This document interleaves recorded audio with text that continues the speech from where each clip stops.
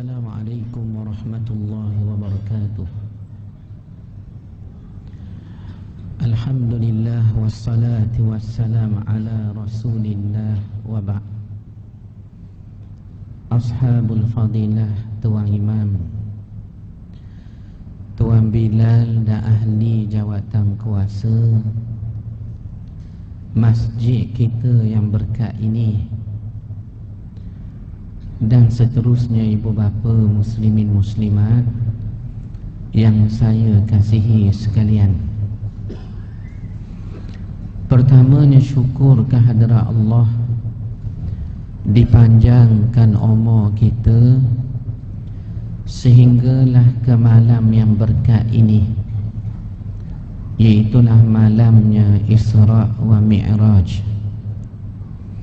Kita berdoa mudah-mudahan dengan panjangnya umur kita ini akan menambah amal dan istighfar kita kepada Allah, dan mudah-mudahan Allah terimalah amalan kita yang pastinya banyak salah dan kekurangan itu. Ibu bapa sekalian, malam ini kita akan membicarakan tentang Isra' dan Mi'rajnya Nabi sallallahu alaihi wasallam. Dan walaupun kuliah kita ini katanya kuliah perdana, tetapi ceramahnya insya-Allah tidak lama. Ini adalah kerana tuan-tuan, ceramah ni baik perdana ataupun tak perdana. Kalau kuliah panjang, biasanya jemaah akan mudah cedera parah atau jatuh sakit, ataupun tak boleh lama tuan-tuan ya. Jadi malam ni kita mengajar tak lama, cuma kita bahas Isra' Mi'raj dari sudut rahsia dan hikmahnya. Pertamanya ibu bapa sekalian, bila sebut Isra' Mi'raj, kenapa setiap kali tiba bulan Rejab kita sambut malamnya Isra' Mi'raj? Bila tiba bulan Rejab macam sekarang ni, kadang-kadang kita buat forum ataupun ceramah, atau di kampung-kampung seperti saya baru balik daripada kampung Degung, Perak. Kampung lama lah ni, orang Perak tahulah. Dibuatnya jamuan, masak nasi ramai-ramai, sambut secara besar-besaran Isra' Mi'raj ini. Maka jawabnya memang ada sebahagian ulama berpendapat Isra' Mi'raj memang berlaku dalam bulan ini, yakni bulan Rejab. Tanggalnya 27 bulannya Rejab, tahun ke-10 kenabian. Maknanya umur Nabi 50. Umur Nabi kita 50, bulannya Rejab 27 Rejab. Ada pandangan kata berlaku Isra' Mi'raj kepada Nabi, dan pandangan ini dipelopori oleh seorang alim besar dalam bidang sirah. Mana kalau dalam bidangnya sirah, inilah sekolah sebesarnya, iaitulah Al-Allamah Sulaiman Al-Mansufuri rahimahullah alaih, meninggal dah. Jadi kata Sulaiman Al-Mansufuri, ibu bapa sekalian, malam 27 Rejab umur Nabi 50 tahun. Nabi di Isra' dan di Mi'raj kan. Satu pendapat. Ada yang kata Nabi Isra' Mi'raj umur 40. Makna dilantik jadi Nabi 40 tahun. Terus Nabi di Isra' dan di Mi'raj. Pendapat ini dikemukakan oleh seorang alim besar dalam bidang tafsir, iaitulah Imam At-Tabari. Guru-guru kita ni kalau kita pergi di rumahnya mesti ada kitab Tafsir At-Tabari, mesti ada. Ni satu kitab tafsir yang terkenal oleh Imam At-Tabari. Jadi Imam At-Tabari yang tidak asing lagi dalam bidang tafsir, beliaulah yang mengatakan Isra' Mi'raj berlaku ketika umur Nabi 40 tahun. Tengok tu, beza tu sampai 10 tahun. Beza sampai 10 tahun. Manakala Imam An-Nawawi, ulama besar dalam mazhab kita, mazhab Imamuna Imam Syafi'i, dan Imam Al-Qurtubi, ni pun alim di dalam tafsir, scholars dalam bidang tafsir yang kita baca karyanya, Tafsir Al-Qurtubi. Imam Nawawi wal Qurtubi mengatakan Isra' Mi'raj berlaku ketika umur Nabi 45 tahun. Maknanya ibu bapa sekalian, kita sedang gambarkan, kita sedang nyatakan Isra' Mi'raj ni terlalu banyak kajian, terlalu banyak pandangan padanya. Dan pandangan tu pula berbeza, sehingga 10 tahun, 5 tahun, bilakah sebenarnya berlaku? Apabila satu benda tu banyak dibahas, dikaji, diberi pandangan oleh ulama, kata Muhammad Mutawalli Sya'rawi, mati dah, meninggal dah lebih kurang 23 tahun yang sudah. Satu orang alim besar dalam dunia tafsir, yang mana katanya Sya'rawi ni ketika meninggal hampir 1 juta orang hantar ke kubur. Dan alimnya sehingga kerajaan Saudi pinjam beliau dari kerajaan Mesir. Ni satu scholars daripada Mesir di zaman kita ni, cuma dah meninggal 23 tahun sudah. Jadi Sya'rawi berkata, kalau satu benda tu terlalu banyak orang bahas, ulama lah, atau banyak dibincang orang, atau diriwayatkan tentangnya oleh ramai orang, ini nak menunjukkan besarnya peristiwa itu. Sebab tu Isra' Mi'raj ni berapa sekalian, dari segi hadisnya,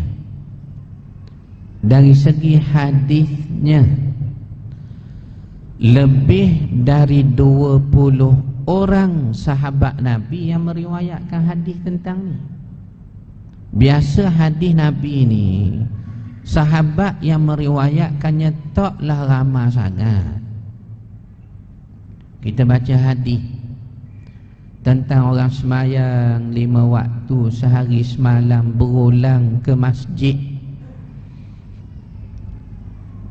Hadis ni diriwayatkan oleh Abi Sa'id Al-Khudri, dan tak ramai sahabat riwayat. Kita baca hadis tentang iman, Islam dan ihsan, dan hadis 40 tu, hadis ini diriwayatkan oleh Sayyidina Umar Al-Khattab, tak ramai.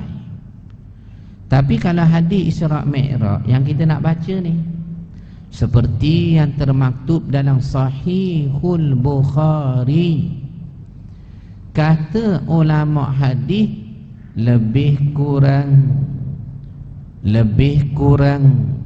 20 orang sahabat Nabi meriwayatkan hadis tentangnya. Ramai. Siapa 20 orang. Ia nak menunjukkan peristiwa ini terlalu besar, terlalu agung, terlalulah hebat sehingga ia dikatakan sebagai mukjizat Nabi. Itu mukjizat lah, tetapi disifatkan sebagai mukjizatul kubra, mukjizat yang agung. Baik, macam mana dia bermula? Isra' Mi'raj ni ibu bapa sekalian, bagaimana dia bermula? Katanya Imam Bukhari dalam hadis Isra' Mi'raj yang panjang itu, panjang hadisnya, katanya malam nak berlaku Isra' Mi'raj, Nabi duduk di depan Masjidil Haram, duduk depan Kaabah, duduk dalam Masjidil Haram, depannya Kaabah. Kemudian datang Jibril membelah dada Nabi sallallahu alaihi wasallam. Maknanya rupa-rupanya Nabi kita ini tidaklah dibelah dadanya hanya sekali. Yang kita tahu, ketika umur 4 tahun dalam jagaan Halimah binti Abu Zu'aib, wanita yang mengambil upah menyusu bayi, datang dari kabilah Bani Sa'ad bin Bakr. Oleh kerana Halimah binti Abu Zu'aib datang dari kabilah Bani Sa'ad, maka dia lebih dikenali dengan nama Halimah Sa'adiyah. Katanya umur Nabi 4 tahun, dalam jagaan Halimah dibelah dada Nabi oleh Jibril. Ni yang kita baca dan belajar dalam sirah. Tiba-tiba malam ini kita baca dalam Sahihul Bukhari, katanya sebelum Nabi dibawa ke Masjidil Aqsa di Palestin, dibelah dulu dada Nabi di Masjidil Haram. Dibelah, kemudian disucikan dan ditangkupkan kembali. Dan kita tahu Nabi naik atas burak, yang mana burak ni satu binatang paling jauh. Dalam hadis sebut 3 benda tentangnya. 3 benda tentang burak disebut dalam hadis. Yang kita tengok kecil-kecil dulu di dinding rumah tu, warna putih kuda, ada sayapnya sepasang, kepalanya perempuan, ada mahkota pula dia pakai. Tak betul, tu bukan burak, bukan. Kita belajar hadis malam ini. Kata Imam Bukhari, Nabi cerita kepada sahabat tu, yang kita boleh baca malam ni, kita tahu ni. Kalau sebut burak, ada 3 benda. Pertama, Nabi cerita warna. Warnanya putih, satu. Kedua, saiznya. Saiznya kata Nabi lebih besar dari keldai himar, lebih kecil dari unta. Bayanglah, besar daripada himar, kecil daripada unta. Satu riwayat kata kecil daripada kuda. Agaknya sederhana begitulah, besar kecilnya. Dua Nabi terang. Ketiga, Nabi terang juga tentang burak ni, kapasiti kelajuannya. Berapa kapasiti kelajuannya? Kata Nabi SAW, selangkah bagi burak, ibu bapa sekalian, bersamaan sesayup mata memandang. Selangkah burak bersamaan sesayup mata memandang. Saya bawa ibu bapa sekalian ni naik menara masjid kita ni, naik. Saya tanya, tuan, cubalah tuan tengok paling jauh yang tuan boleh tengok. Maka ibu bapa pun tengok betul-betul. Saya tanya kat mana paling jauh, paling sayup mata memandang. Maka kata tuan-tuan, saya nampak kok Diang Kedah Ustaz. Allah, jauh sangat ni. Tak berlaku ni, tak berlaku. Contoh, kalau betul kalau betul nampak siapa ke kok Diang Kedah daripada USJ ni, itu dipanggil sesayup. Sesayup paling jauh, paling sayup mata memandang. Ia bersamaan langkah pertama bagi burak. Ni hadis sebut, hadis Nabi sebut. Jadi tak peliklah kalau kita baca hadis ni di depannya lagi, katanya Nabi sallallahu alaihi wasallam sampai ke Masjidil Aqsa bainal maghribi wal isya'i, antara maghrib dan isya'. Allah, guana tu antara maghrib nak tuju ke isya' ni lebih kurang 40 minit lah. Kita letak 40 minit. Tuan boleh bayang ke dari Makkah ke tanah Filastin tu, ke tanah Filastin itu 40 minit. 40 minit. Sedangkan kata ahli tarikh, ahli sejarah, perjalanan dari Mekah nak tuju ke Filastin mengambil masa 4 bulan ke 6 bulan. Pada waktu itu 4 bulan ke 6 bulan pada waktu itu. Macam kita pergi ke Mekah lah sekarang, 8 jam sampai dah di Jeddah, atau sampai dah di airportnya Madinah. Orang pergi haji tahun 60-an dengan kapal haji, kapal Kuala Lumpur, kapal Angsung, kapal Bunga Raya. Tuan-tuan tahulah berapa lama? Katanya 15 hari perjalanan menuju ke Jeddah. Satu. Kalau orang-orang tua dulu kata jauh lagi Ustaz, lebih kurang 2 bulan berlayar. Allahu Akbar. Bayangkan, lama.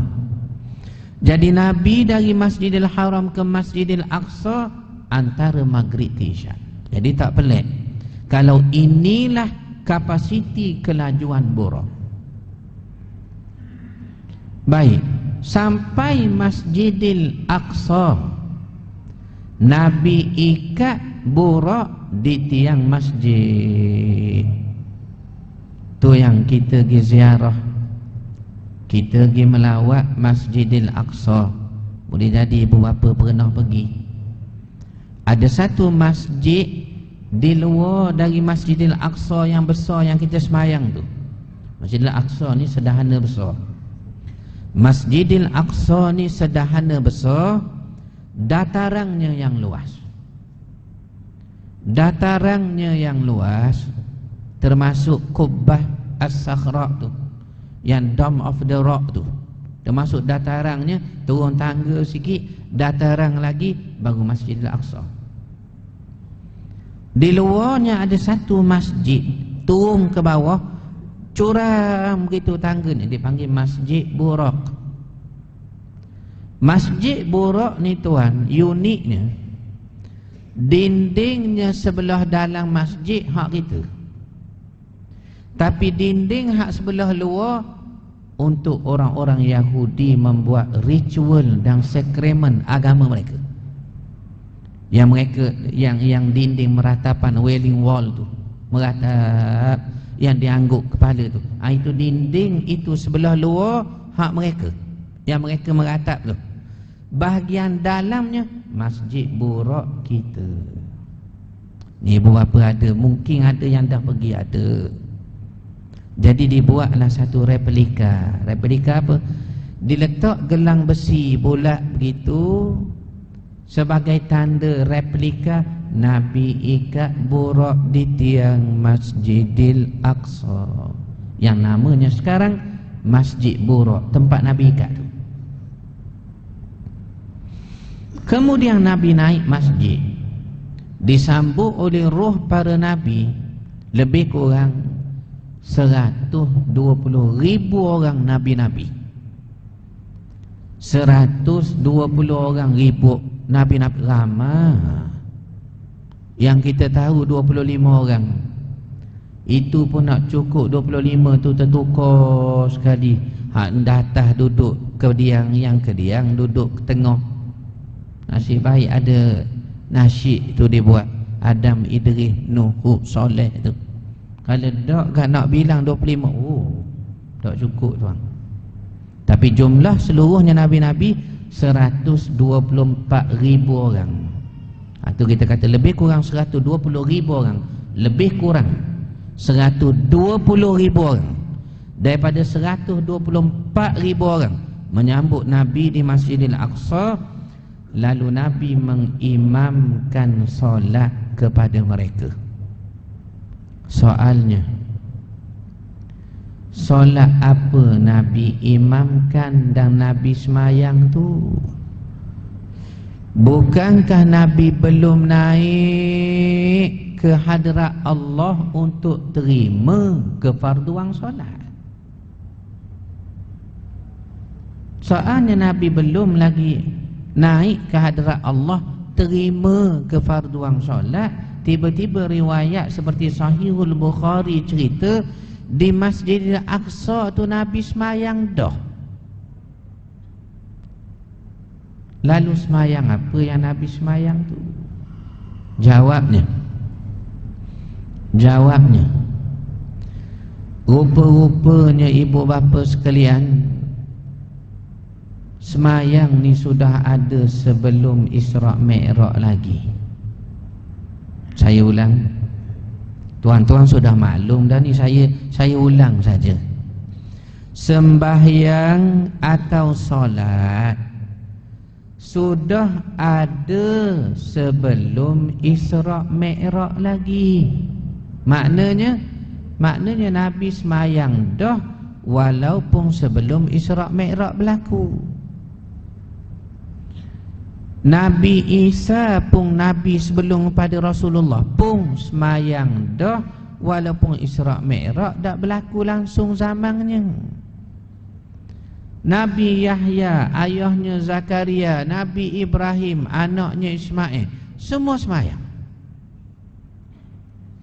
Betul ke Ustaz Nabi-Nabi ni semayang sebelum Isra' Mi'raj dah ada semayang? Jawabnya betul. Mana dalilnya? Al-Quran yang beritahu. Al-Quran mendalilkan bahawa semayang sudah ada sebelum Isra' Mi'raj. Antaranya nas Al-Quran menyebut Allah memerintahkan Maryam, mak Nabi Isa, semayang. Sedangkan Maryam ni zaman Nabi Isa dengan zaman Nabi Muhammad sallallahu alaihi wasallam bezanya berapa tahun? Lebih kurang 600 tahun. Lebih kurang. Lalu bagaimana?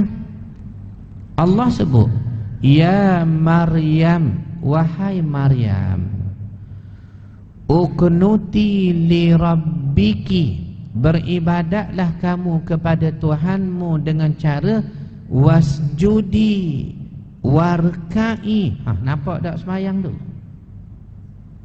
Ibadatlah kamu kepada Tuhanmu Maryam dengan cara sujud, rokok. Nampak semayang? Nampak. Siapa sekarang orang Yahudi semayang dengan cara rokok dan sujud? Dah kita nak kata orang Yahudi semayang sebab berlaku Isra' Mi'raj, mereka tak terima Isra' Mi'raj kita. Dah kenapa mereka semayang? Semayang sudah ada lama dah. Orang Yahudi semayang di sinagog mereka, di rumah ibadat mereka, dengan cara rukuk, sujud, ada wuduk, ada syahadah, ada kiblat, ada sampai sekarang, dan ada azannya. Jauh daripada zaman Maryam, contoh kita kata Ashabul Kahfi pun semayang. Apa kata Al-Quran? Lanattakhidanna alaihim masjidah. Kami nak ambil sebahagian daripada ruang gua ini, kata Ashabul Kahfi, sebagai masjid. Sebagai masjid. Bila sebut masjid, apa maksud masjid, ibu bapa sekalian? Tempat sujud. Masjid maksudnya tempat sujud. Musalla tempat solat. Masjid tempat sujud, musalla tempat solat. Itu maksud masjid.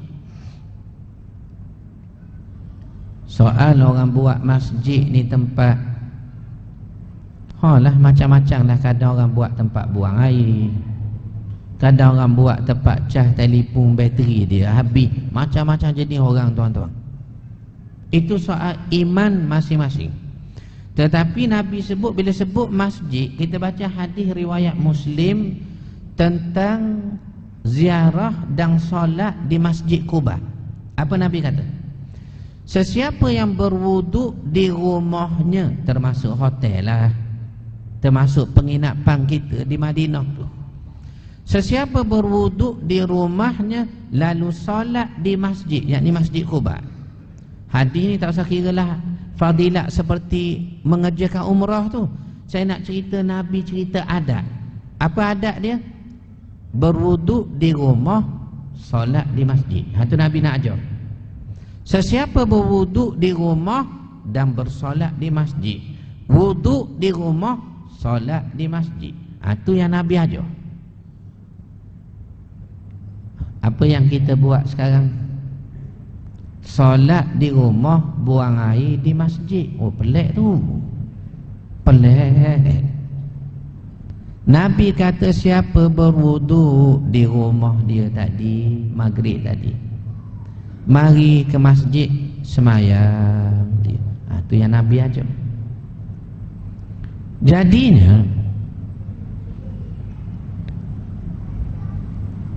kalau kita tengok dalam suratul Kahfi ni, bila disebut kami nak ambil, nak jadikan sebahagian dari ruang gua ini masjid, tempat kami nak sujud. Nampaknya sudah ada semayang waktu zaman Ashabul Kahfi lagi. Nabi Ibrahim dan anaknya Ismail semayang, rokok dan sujud. Kita baca dalam suratul Baqarah yang kita nak tadarus ni, Quran bulan puasa, tadabbur dah lama dah ni. Apa ayatnya kita jumpa nanti? Wa ahidna ila Ibrahim wa Ismail an tahhira baitiya lit-ta'ifina wal-'akifina war-ruk'is sujud. War-ruk'is raka' was-sujud sujud. Nampak semayang sudah ada ya? Ada lama dah. Lalu siapa orang pertama semayang? Ibu bapa sekalian, kalau puasa, orang pertama puasa siapa? Kita nak puasa dekat dah ni. Siapakah orang pertama puasa? Ya? Patut ada wakil seorang ni jawab ni. Malam ni masjid kita ni tak kurang daripada 13,000 orang ni. Agak saya lah, kena ada wakil seorang. Siapa orang pertama puasa? Siapa-siapa dapat jawab dengan tepat, saya nak beri RM10. Nak beri sungguh ni. PT tak ada, pinjang dulu Tok Imam. Ayah, siapa orang pertama puasa? Nabi Ibrahim. Gini, Nabi Ibrahim memang puasa, tapi bukan orang pertama. Tapi terima kasih saudara, sebab tolong buat mukaddimah jawab. Ramai lagi orang nak jawab lepas pada ni. Tuan-tuan dah buat mukaddimah tu. Okey, baik. Siapa? Nabi Adam. Okey, baik. Nabi Adam tak puasa, tuan. Dalam syurga tak puasa Nabi Adam. Gini, Gini tuan ya, kita ni ceramah perdana. Walaupun nama perdana, saya dah berjanji tadi nak berhenti awal juga. Kalau biar masa ni berlalu nampak rugi ya, saya akan jawab. Tapi tuan-tuan kena beri RM10 seorang kepada saya. Tu dia. Siapa orang pertama puasa? Nabi Daud memang puasa, tapi bukan orang pertama. Puasanya selang sehari. Siapa tuan? Nabi Nuh, Noah. Siapa bahasa orang putih pun Noah. Nabi Nuh. Mujur dia sebut John, Nabi Yahya. Mujur dia sebut Job, Nabi Ayub. Noah, Nabi Nuh. Nabi Nuh alaihi salam orang yang pertama puasa. Selepas ni bertemulah kita dua orang. Untuk saya beri RM10 tu ya, selepas ni. Okey, dengar tu. Orang pertama puasa ialah Nabi Nuh. Dah orang semayang pertama? Orang semayang pertama Nabi Adam alaihi salam. Ustaz, Nabi Adam semayang macam mana? Kiblatnya ke mana? Kaabah kan tak ada lagi. Tuan-tuan mikir. Jemaah tanya. Jemaah sekarang ni cerdik lah tuan-tuan. Macam-macam dia tanya. Satu jemaah saya, orang Pencing di Putrajaya. Saya mengajar grup Pencing di Putrajaya. Umur 70, 76, mari belajar. Bagus. Dia kata, Datuk, minta maaf banyak kalau kami tanya ni soalan macam budak-budak. Minta maaf sebab orang Pencing 70 ke atas fikirannya pun macam budak-budak balik. Mereka kata, bukan saya kata. Saya kata, tak apa, ni kita belajar. Dia kata, kalau tak apa, kami nak tanya. Apa dia? Dah hadis Isra' Mi'raj ni kata Nabi masuk syurga. Saya kata betul. Dalam syurga ni boleh tak kalau kita nak makan babi? Allah Tuhan, terperanjat saya soalan terperanjat. Sepanjang tempoh mengajar ni, saya mengajar dalam belah-belah tahun dah ni, tidak pernah lagi ditanya jemaah sama ada orang bandar macam tuan-tuan atau orang ulu macam saya ni. Saya ni orang ulu tuan. Saya ni orang ulu naif, daif. Saya ni orang ulu Terengganu, Kuala Berang ulu.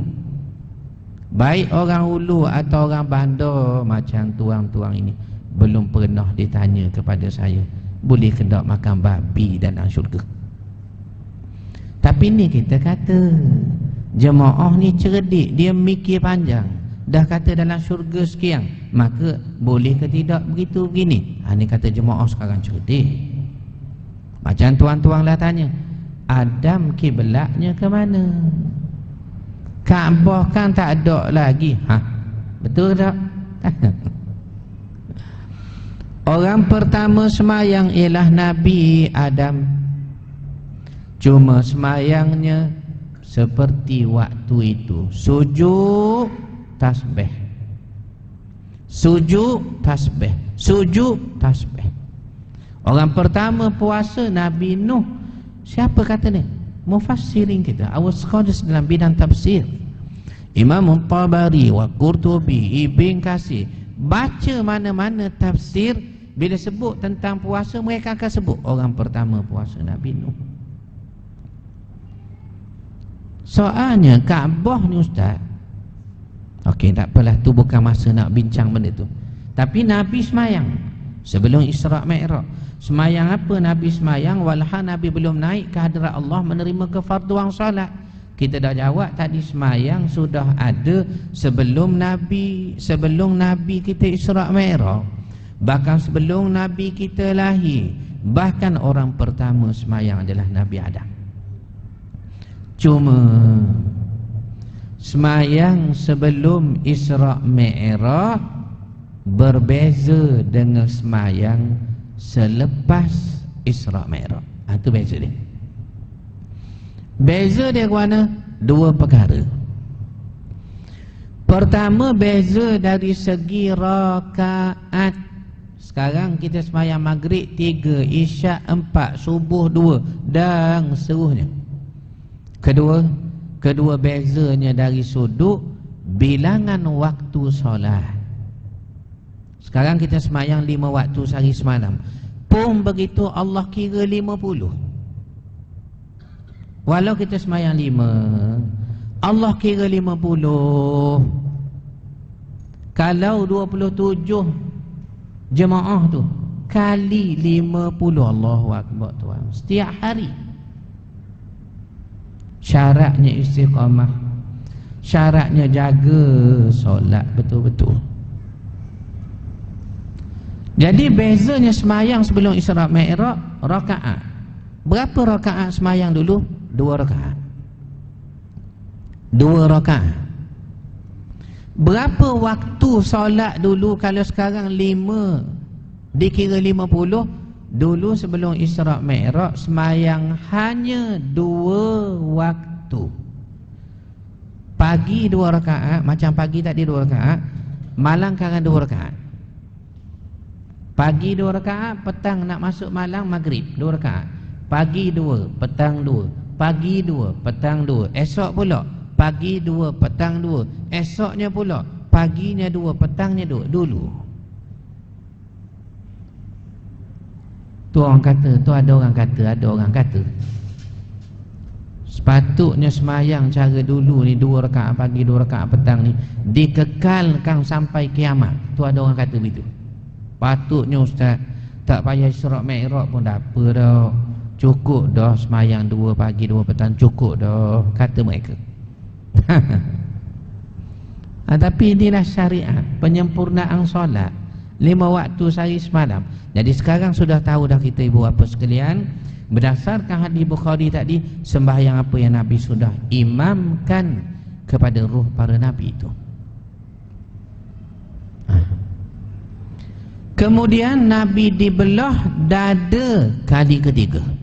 Kali pertama umur 4 tahun, kali kedua di Masjidil Haram pada malam Isra Mi'raj, kali ketiga Nabi dibelah dadanya lagi di Masjidil Aqsa. Kemudian ada riwayat kata Nabi minum susu setelah ditangkup dada, dibelah di Masjidil Aqsa, Nabi minum susu. Ada riwayat kata begitu. Riwayat ni pun dalam kitab-kitab tafsir. Kemudian baru Nabi merentasi 7 langit. Tak nak cerita panjanglah 7 langit ni tuan, semua dah maklum dah. Langit pertama Nabi Adam, langit kedua Nabi Yahya dan Isa, langit ketiga Nabi Yusuf bin Yaqub bin Ishaq bin Ibrahim, cici Nabi Ibrahim, cucu Nabi Isaac Ishaq, anak Nabi Yaqub. Langit keempat Nabi Idris, sambut Nabi kita. Langit kelima Nabi Harun, keenam Musa, ketujuh moyang Nabi Ibrahim alaihissalam. Saya tak mau cerita hak setiap langit tak apa berlaku, tidak mustahak lah. Ibu bapa dah boleh baca dah. Dah boleh baca dah. Cuma Datuk Dr. Syekh Muzaffar yang naik ke langit tu, yang naik ke langit, agaknya langit ke berapa? Siapa-siapa dapat jawab dengan tepat nak beri RM10 pula. Silakan tuan, ramai nak jawab ni, silakan. Baik. Nama apa saudara saya ni? Terima kasih tuan. Selepas ni jumpa saya ya. Saya nak beri RM10 tu dalam bentuk buku. Buku Isra Mi'raj yang kami tulis sejak 2012 yang lalu. Dibahaskan nas Al-Quran, dibahaskan daripada hadis Bukhari yang panjang itu tuan ya. Baik. Belum sampai langit pertama pun. Belum sampai langit pertama. Baik ibu bapa sekalian. Betul kata saudara saya. Rupanya angkasawan kita naik ke langit belum sampai pun ke langit pertama. Kita baca dalam nas Al-Quran menggambarkan langit ini berlapis-lapis-lapis-lapis. Makna kata kayanya Allah Subhanahu Wa Taala ni Tuhan Maha Agung, Maha Besar, Maha Kaya. 7 lapis langit, Nabi rentasi langit. Dan langit ketujuh tu Nabi cerita, aku melihat moyangku Ibrahim bersandar di Baitul Ma'mur. Apa dia Baitul Ma'mur? Kata ulama tafsir, Nabi Ibrahim bersandar Baitul Ma'mur, Nabi nampak. Baitul Ma'mur ni adalah Kaabah bagi malaikat di langit ketujuh. Sebagaimana di dalam Masjidil Haram Kaabah kita yang kita tawaf tu, di langit ketujuh ada Kaabah bagi malaikat, namanya Baitul Ma'mur. Kedudukannya kata Ibnu Abbas adalah setentang dengan Baitullah di bumi. Mana kata kalau ni Kaabah di bumi, setentang dengannya pada langit ketujuh. Soalnya kita tak tahu langit ketujuh ni kat mana. Langit pertama pun kita tak tahu. Tapi di langit ketujuh setentang dengan Kaabah di bumi adanya Baitul Ma'mur, Kaabah bagi malaikat. Apa kata mufassirin lagi? Malaikat akan tawaf di Baitul Ma'mur sebanyak 70,000 malaikat. 70,000 malaikat tawaf di Baitul Ma'mur. Selesai 70,000 ni tawaf Baitul Ma'mur, kesemuanya akan masuk ke dalam Baitul Ma'mur dan tidak keluar-keluar sampai kiamat. Kemudian mari 70,000 malaikat yang baru pula akan ganti malaikat tadi, pun mereka akan tawaf. Selesai tawaf kata ahli tafsir, pun 70,000 yang baru ni akan masuk juga Baitul Ma'mur, tidak keluar-keluar sampai kiamat. Kemudian mari 70,000 yang baru pula akan tawaf di Baitul Ma'mur. Selesai tawaf pun dia masuk dalam Baitul Ma'mur, tidak keluar-keluar sampai kiamat. Kemudian mari 70,000 yang baru pula akan ganti tawaf. Selesai tawaf dia masuk dalam Baitul Ma'mur pula, tak keluar-keluar sampai kiamat.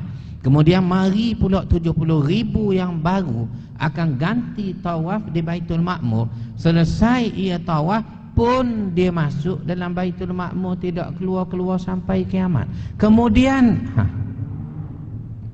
perkara ini kata ahli tafsir silih berganti tawaf, berganti, tawaf, berganti sehingga berlakunya kiamat.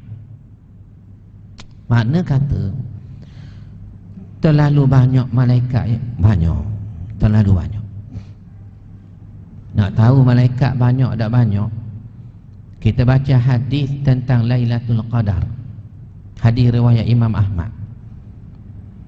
Bagaimana Nabi SAW menggambarkan pada malam Lailatul Qadar malaikat turun ke bumi. Ini antara tanda kemuliaan malam itu. Antara sebanyak-banyak tanda kemuliaan Lailatul Qadar, antaranya malaikat turun ke bumi. Banyak mana malaikat turun ke bumi pada malam Lailatul Qadar yang kita nak cari tak lama, dah berapa hari saja lagi ni. Jawab Nabi SAW, malaikat yang turun ke bumi pada malam Lailatul Qadar ialah sekadar-kadar kiranya sebanyak bilangan pasir-pasir di bumi. Pasir-pasir di bumi. Allah, banyak mana tu? Di bumi. Tak usah kira bumi lah, tuan-tuan kira pasir di USJ satu pun banyak. Kira dalam pagar masjid, dalam kawasan pagar masjid, turun kaki, kira daripada tangga 1, 2, pasir 3, 4, boleh 100, gila kita. dah sebanyak bilangan pasir di bumi. La haula wala quwata illa billah. Kaya Tuhan, kaya Tuhan. Kemudian dari langit ke-7. Sebenarnya Isra' Mi'raj ni dah habis, tak akan habis malam ni, tak habis. Ni baru sampai langit 7 ni. Dari langit ke-7 kata Nabi, "Thumma urija bi hatta asma'u fi sarifil aqlam." Aku dimi'rajkan lagi sehingga aku sampai ke Sidratul Muntaha, dan aku dengar di Sidratul Muntaha bunyi qalam sedang menulis takdir.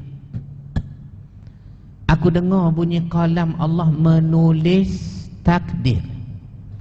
Tulis takdir, ketentuan. Soalnya ibu bapa sekalian, apakah masih ada takdir yang ditulis? Kita baca hadis 40, bila ditiup roh kepada satu anak Adam dalam jasadnya, ditentukan untuk nasibnya, matinya, sekiannya. Kan kita baca begitu hadisnya. Tiba-tiba malam Lailatul Qadar kata Nabi, aku dengar bunyi goresan-goresan kalam Allah sedang menulis takdir. Jadi soalnya, apakah masih ada takdir yang ditulis? Jawabnya ibu bapa sekalian, ada. Jawabnya masih ada. Takdir yang ditulis ada. Bila takdir ditulis? Jangan lupa ni, setiap malam Lailatul Qadar. Setiap malam Lailatul Qadar ditulis takdir. Sebab tu malam tu dipanggil Lailatul Qadar, malam takdir, malam tentuan. Ni Ibnu Abbas kata. Ini Abdullah bin Abbas, sepupu Nabi, sebut. Dan kata Ibnu Abbas lagi secara kiasan, dan kata Mujahid secara terang-terangan. Ni ulama tafsir ni, Mujahid dan juga Ibnu Abbas. Apa dia kata?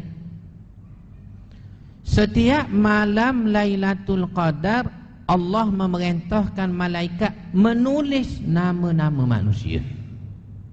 Setiap malam Lailatul Qadar, Allah memerintahkan malaikat tulis nama-nama manusia. Dan katanya Ibnu Abbas serta Mujahid lagi, sesiapa yang namanya ditulis pada malam Lailatul Qadar, maka ia akan mengerjakan haji pada tahun berikutnya. Siapa-siapa nama dia ditulis, tak tahu siapa. Tapi kalau ditulis namanya pada malam Lailatul Qadar, maka ia akan mengerjakan haji ke Baitullah pada tahun depan. Kaya Tuhan. Tabung haji tak usah kira tabung haji ni. Kalau ikut sistem tabung haji dah dibuat sistem. Kadang kita rasa lambat tuan ya. Kita pergi cek di tabung haji, tolong cek nama saya ni tuan bila boleh pergi ke Mekah. Maka dia cek masuk nombor kad menalang dalam sistem dalam komputer. Dia kata tuan minta maaf banyak-banyak, nama tuan ni akan naik mengerjakan haji mengikut gelerang sistem kita pada tahun 3068. Allah, lambatnya 3000. Kita kalau tahun 3000 saya matilah tuan. Tuan pun mati juga. Tabung haji pun tak ada dah. Boleh jadi sudah kiamat tahun 3000. Apa yang saya nak beritahu ni? Yang saya nak beritahu tuan, tu kata tabung haji. Kita belajar malam ini, rupa-rupanya orang yang buat kerja haji ni, kata Ibnu Abbas dan juga Mujahid, namanya ditulis pada malam Lailatul Qadar tahun sudah. Siapa-siapa dapat surat haji tahun ni, tahu dah lah. Nama tuan ditulis pada malam Lailatul Qadar tahun sudah. Walaupun saya tak bangun malam tu Ustaz, ya, tak usah kira lah bangun tak bangun tu, tuan sudah dipilih dah. Cuma pesan saya, alang-alang dah dipilih, hari nak pergi haji jangan tak bangun pula. Kalau walaupun tak bangun dah sudah tu. Ni katanya Ibnu Abbas. Dan kalau nak cerita Isra Mi'raj ni panjang ibu bapa sekalian. Anggaplah ini muqaddimah. Ni muqaddimah pembuka malam Lailatul Qadar, pembuka malam Isra Mi'raj. Nanti saya yakin kuliah maghrib, kuliah subuh, ustaz-ustaz akan sebut Isra Mi'raj belaka. Sebab mengambil berkat semangat Isra Mi'raj ni. Jadi malam ini muqaddimah sahaja. Jadi tak habis kuliah kita ni, tak habis. Habis dengan tergantung begitu je.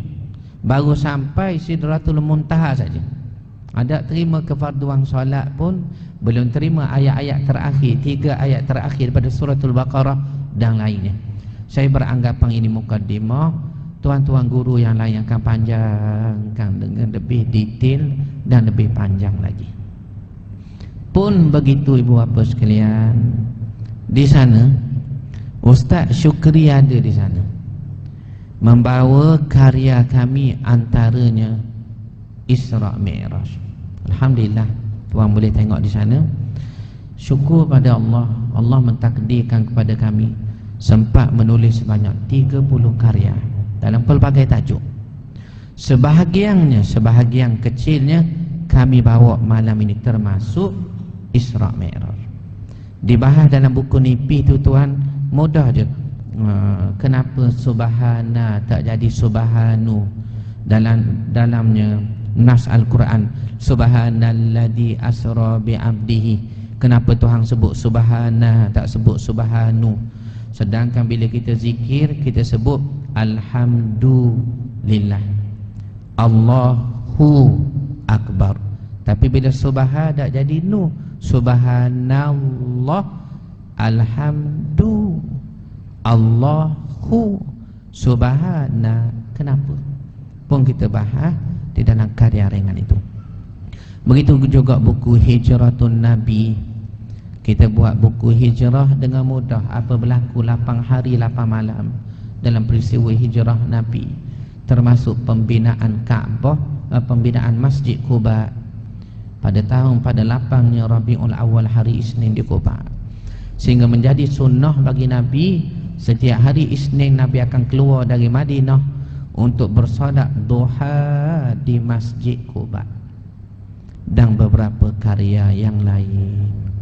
Saya mengucapkan ribuan terima kasih kepada pihak pengurusan masjid, Tuan Nazir, ahli jawatan kuasa, Ashabul Fadilah, Imam dan Bilal, yang menjemput kami untuk memukaddimahkan Isra Mi'raj yang berkat ini.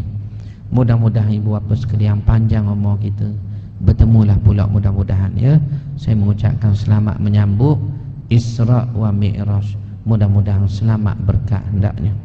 Aku qauli hadza wa astaghfirullahal azim li wa lakum. Wassalamualaikum warahmatullahi wabarakatuh. Silakan. Assalamualaikum warahmatullahi wabarakatuh. Ya. Ya.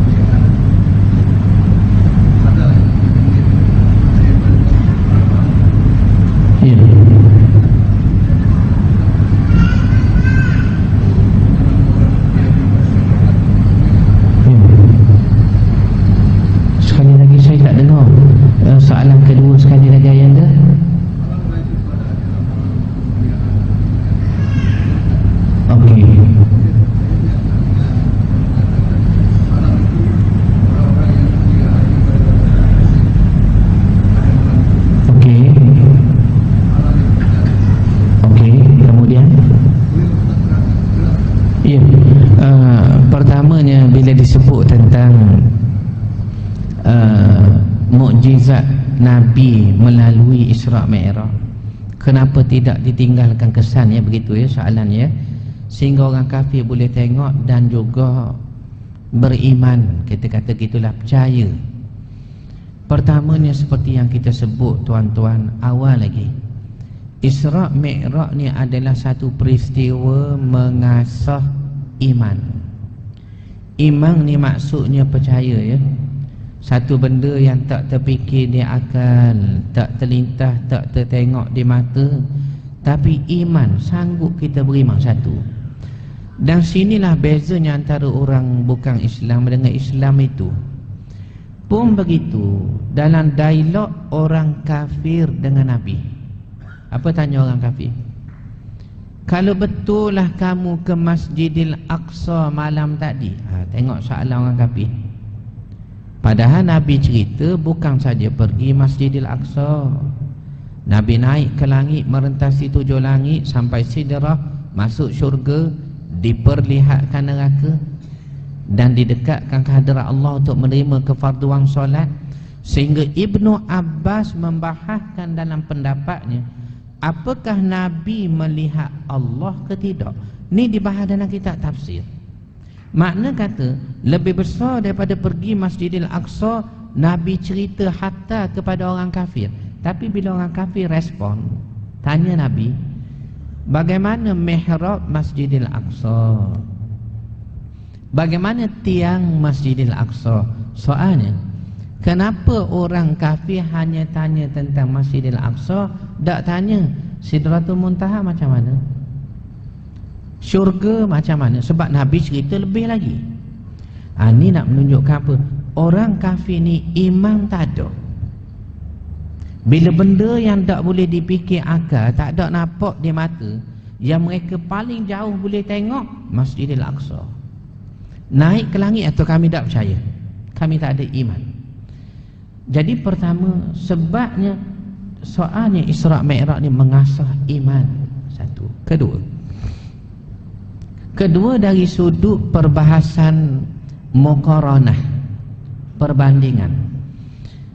Kalau kata orang-orang kafir itu tak ditinggalkan kesan tentang peristiwa ini, sebenarnya di dalam perjanjian lama, Ahdul Qadim, Old Testament, dalam kitab orang Yahudi, yang juga digabungkan Old Testament itu dengan New Testament sehingga menjadi Bible bagi orang Nasrani. Dalam Yahudi sebut, Nasrani terima sebab perjanjian baru digabungkan sekali perjanjian lama, Old Testament dan New Testament. Ada disebut tentang Isra' Mi'raj, tetapi dalam bentuknya nak ada satu laki-laki datang ke tanahnya Filistin pada malam yang berkat itu, dan ia menjadi tetamu Tuhan. Syarah bagi dalil ni dia cerita, malam tu sinagog Yahudi ni diibadat di sinagog, bukan di gereja. Sebab tu kalau orang Kristian beribadat di gereja, sedangkan katanya mengikut Nabi Isa, Isa ni Yahudi, dia beribadat di sinagog, dia di pusat ibadat Yahudi lah. Tetapi yang lebih jelas disebut dia semayang rokok sujud. Okey, pada malam itu sinagog ni, rumah ibadat Yahudi, tak boleh tutup. Di mana? Di Masjidil Aqsa. Asal Masjidil Aqsa ni dulu adalah tempat dianggap sebagai Haikal Sulaiman lah, tempatnya orang-orang Yahudi beribadat. Itu masih lagi di sekitar masjid, tempat mereka ibadat. Itu bukan masa nak bahas. Tapi malam itu tak boleh tutup pintu masjid. Mana lain tolak boleh tutup. Sehingga dipanggil orang yang terlalu ramai tu tak boleh. Lalu mereka tanya kepada pendeta mereka, Ahlul Kitab, alim mereka, rabai mereka. Maka katanya orang-orang alim di kalangan Yahudi, boleh jadi ada tetamu Allah akan singgah di sini. Itu tuan. Maknanya dari segi kesan nas dalil ada dalam kitab orang kafir. Ada. Cuma bagaimana mereka beriman ke tidak. Tu saya jawab ringkas tu yang dia soalan pertama. Kedua tu begitulah yang betul. Lailatul Qadar, malam kemuliaan, malam takdir. Antara sebab kemuliaan itu ialah dijanjikan Allah lebih baik daripada 1000 bulan. Kedua, ditakdirkan Allah pada malam yang berkat itu, ketentuan daripada Allah Azza wa Jalla, seperti kata Ibnu Abbas dalam tafsirnya. Begitu juga disebut kemuliaan pada malam itu seperti nuzulnya Quran, turunnya Al-Quran dan lain-lain kemuliaannya. Itulah respon saya ringkas dia. Okey, baik. Kemudian tuan-tuan, kalau ada lagi soalan,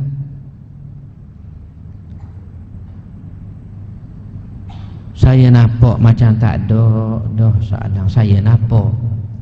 Sekali lagi saya tengok molek ya. Tak ada sungguh soalan dah. Memang tak ada dah. Saya tinggal nombor telefon saya supaya kita berhubung panjang dengan jemaah kita di sini.